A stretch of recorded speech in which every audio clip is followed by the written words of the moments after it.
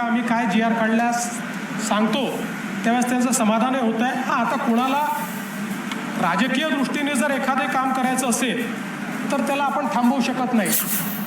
जे खरे पुराव्याने कुणबी आहेत त्यांनाच सर्टिफिकेट मिळण्याकरता मदत करतो. कोर्टातही आम्ही राज्य शासनाच्या वतीनं योग्य भूमिका मांडू. 90% लोकांची 45 सेवा आणि योजनांकरता मागणी येते.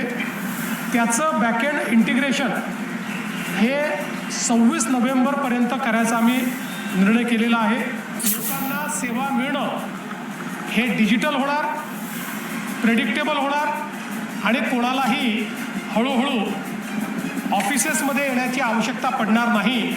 महाराष्ट्राच्या विविध भागांमध्ये 1,08,599 कोटीची गुंतवणूक आणि 47,000 लोकांना रोजगार याचे करार आज आपण या ठिकाणी